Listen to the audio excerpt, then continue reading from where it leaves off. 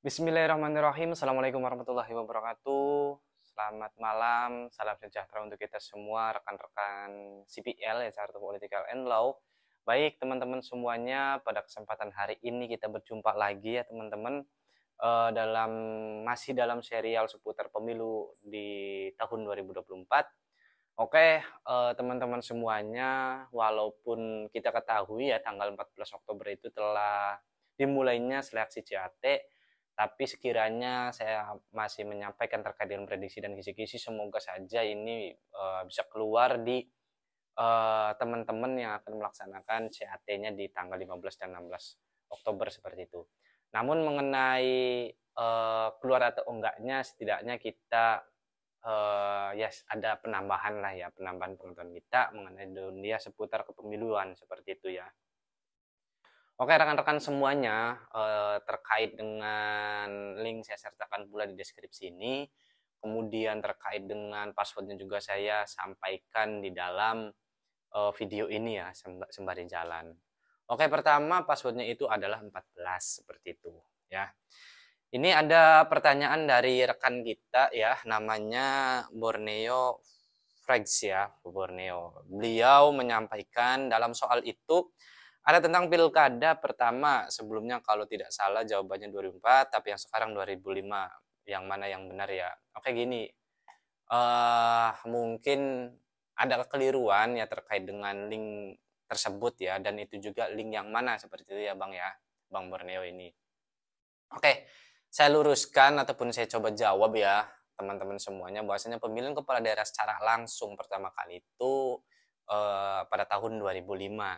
Namun untuk regulasinya itu diatur di nomor Undang-Undang nomor 32 tahun 2004, yaitu tentang pemerintahan daerah ya. Jadi pada saat waktu itu masih menginduk ke pemerintah daerah ya. Karena sebelumnya terkait dengan pemilihan gubernur, kepala daerah lah ya, itu masih dilaksanakan oleh DPRD seperti itu. Itu ya, semoga bisa menjawab ya. Jadi pemilihan kepala daerah secara langsung pertama kali itu di tahun 2005. Oke teman-teman semuanya, rekan-rekan sekalian ya. Kemudian ada pertanyaan lagi dari Dwi Haniati. Bang, bisa jelaskan tentang syarat dukungan minimal gubernur dan wakil gubernur, wali kota dan wakil wali kota jika jumlah penduduk 500 sampai 1 juta? Jiwa, cara cari persentasenya gimana Bang ya? Oke Mbak Dwi ya. Jujur sampai saat ini saya terkait dengan persentase untuk menentukan rumus itu, eee, saya belum nemu ya, jujur saya belum nemu. Dan terkait dengan syarat dukungan baik itu mohon maaf, baik itu gubernur maupun bupati itu beda-beda ya. Jadi, saya juga telah mencoba untuk merangkum ya terkait dengan angka-angkanya, nanti saya share juga di grup ya. Semoga nanti bisa difahami buat teman-teman tes di tanggal 15 dan 16 Oktober itu. Jadi kalau untuk, pasangan calon perseorangan yang, gubernur ataupun wakil gubernur, pasangan gubernur dan wakil gubernur dari jalur independen ya perseorangan, kita coba ambil persentase ya, rekan-rekan semuanya. Jadi persentase itu dimulai dari genap ya, angka genapan. Kalau untuk di gubernur ya, genap. Saya coba menerapkan, karena dimulainya itu dari angka 2 juta, kemudian dari 2 juta ke 6 juta, dan 6 juta ke 12 juta, seperti itu ya. Jadi sekiranya yang kita perlu memahami teknis di situnya dulu lah ya. Dari start itu 2 juta, kemudian 2 juta ke 6 juta, 6 juta ke 12 juta, dan terakhir adalah 12 juta lebih ke sana. Seperti itu, nggak ada batasan lagi. Nah, metodenya itu, ataupun saran metode yang rekan-rekan harus difahami itu mengenai semakin rendah, apa ya, apa ya bahasanya gini, semakin tinggi DPT di provinsi tersebut, maka semakin rendah dukungannya, gitu ya. Semakin rendah DPT-nya, maka semakin tinggi dukungannya, seperti itu. Nah, kalau yang terkait dengan Mbak Dewi ini, misalkan pasangan gubernur dan wakil gubernur ya dari perseorangan itu yang di angka DPT-nya itu di angka 500 sampai 1 juta, maka itu termasuk klasifikasinya 10% seperti itu ya. Ada 10%, kemudian 8,5%, 7,5%, dan 6,5%. Nah, dari persentasenya aja itu ada tingkatan lewat satunya seperti itu ya. 10, 8,5, 7,5, 6,5, top di situ. Jadi kita harus setidaknya harus memahami yang persentase ini ya. Paling sedikit itu 2 juta, itu 10%. Paling banyaknya itu adalah 6%, yaitu dengan jumlah penduduk lebih daripada 12 juta. Seperti itu ya. Kemudian terkait dengan kalau calon bupati dan wakil bupatinya, terkait persentasenya sama ya. 10, 8,5, 7,5, dan 6,5 seperti itu. Namun terkait dengan DPT-nya ini beda-beda ya. Paslon yang keduanya itu adalah 15. Nah, terkait dengan DPT itu kalau tadi kita pakainya angka genap ya, 2, 2 ke 6, 6 ke 12, 12 seterusnya seperti itu. Namun beda ketika terkait dengan calon bupati ataupun wakil bupati ya, lebih ke satu tingkat kemudian kedua tingkatnya. Contoh gini, awal itu 250 jiwa ya. Kemudian 250 jiwa naik jadi 500. Dari 500 naik ke 1 juta. Nah, maksudnya di situ kan ada batasan, maksudnya ada step-stepnya gitu. Nah, semakin rendah dukungan semakin tinggi dukungan maka DPT-nya rendah. DPT-nya tinggi maka dukungannya semakin rendah seperti itu. Jadi itunya ya yang harus kita pahami. Password yang ketiganya itu adalah 16 ya.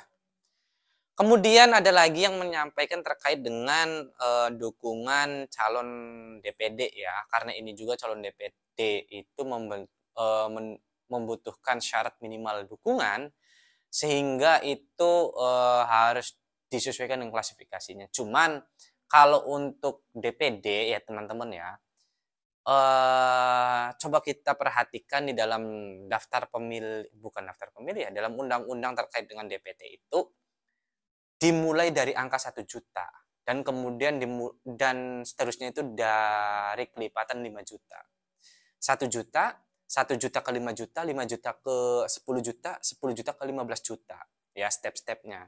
Dan kemudian ini mudahnya terkait dengan dukungan syarat anggota DPD itu dari 1.000 sampai ke 5.000 ya. Berarti secara logikanya 1.000 sampai 5.000 itu pasti dimunculkan dalam pilihan seperti itu. Namun kita harus jeli juga untuk menentukan DPT sekian itu kemana kayak gitu. Jadi saya coba untuk memberikan saran ya, bahwasanya kita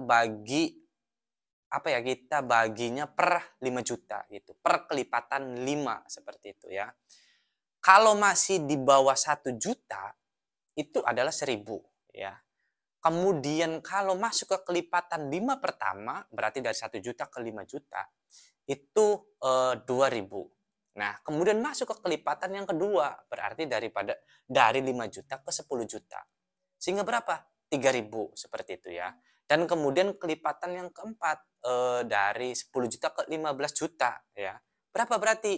Adalah 4.000 kayak gitu. Dan yang terakhir 15 juta ke atas ya berarti 5.000 seperti itu. Jadi setiap kelipatan naik 1.000 gitu.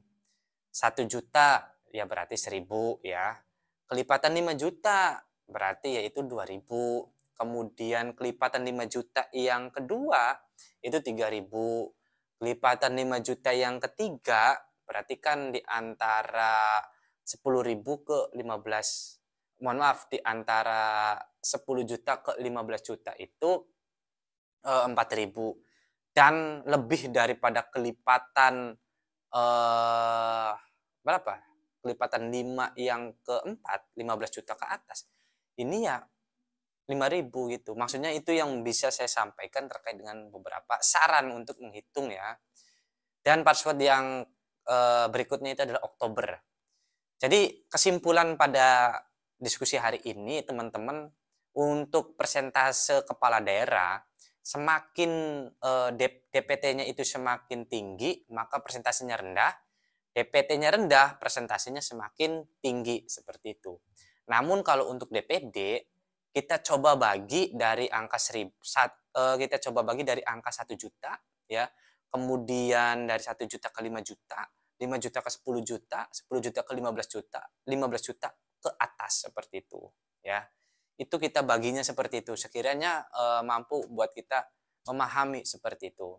Kalau misalkan di DPT itu ada 13 juta, maka itu udah termasuk ke dukungan yang ke-4 ribunya seperti itu. Karena sudah kelipatan yang ke 3 seperti itu ya.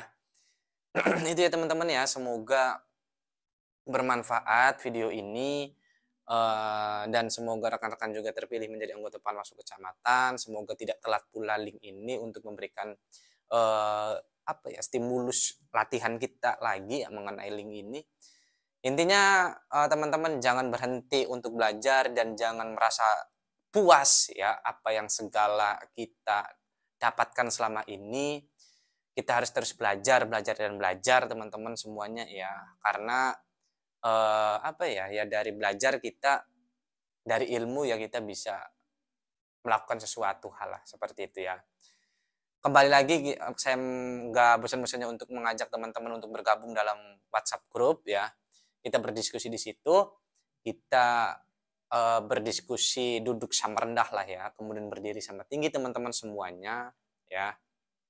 Kita berharap juga ya jangan ada nggak ada guru, nggak ada apalah di situ ya, kita bareng-bareng belajar seperti itu. Oke, mungkin itu saja. Kalau ada kesalahan, kekurangan, dan yang negatif-negatif itu pasti dari saya lah teman-teman ya, dari saya. Dan yang dan yang penting ya, dan yang penting teman-teman jaga kesehatannya dan nanti lolos menjadi Panwaslu Kecamatan. Jangan lupa di-subscribe, like, share, and komen-komentar lah. Oke. Password terakhirnya adalah @_. Terima kasih. Wallahul muwaffiq. Wassalamualaikum warahmatullahi wabarakatuh.